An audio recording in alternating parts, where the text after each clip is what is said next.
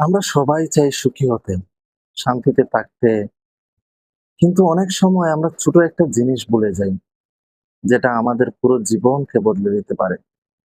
চলুন আজকে আমরা এই বিষয় নিয়েই আলোচনা করব।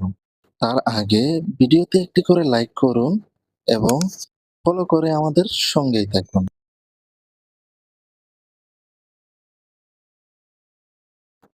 আমরা অনেকেই মনে করি সুখ মানে অনেক টাকা, অনেক খ্যাতি এবং বড় বড় অর্জন। কিন্তু ইসলাম আমাদের শিখায় সত্যিকারের সুখ তখনই আসে যখন আল্লাহর স্মরণ আমাদের হৃদয়ে ভরে থাকে। আল্লাহ তাআলা বলেন, নিশ্চয়ই আল্লাহর স্মরণে হৃদয়ে শান্তি পায়। ভাবুন তো, আপনি যখন নামাজে দাঁড়ান, তখন আপনি কোনো সাধারণ কাজ করছেন না।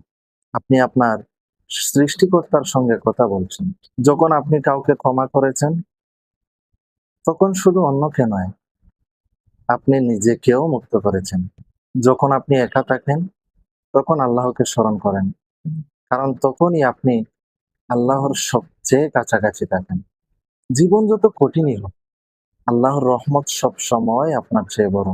আপনি যদি হাল না ছাড়েন, ধৈর্য ধরেন, তার উপরে ভরসা রাখেন, তাহলে তিনি আপনার এমন পথ খুলে দেবেন, যা আপনি কখনো কল্পনাও করেননি। তাই আজ থেকেই শুরু করুন। একটু একটু করে কল্পনা করুন, আল্লাহকে স্মরণ করুন, ভালো কাজ করুন। দেখবেন আপনার হৃদয় ধীরে ধীরে শান্তিতে ভরে উঠবে এবং বদলে যাবে আপনার জীবন। এমন ভিডিও আরো পেতে আমাদের পেজটি ফলো করে রাখুন।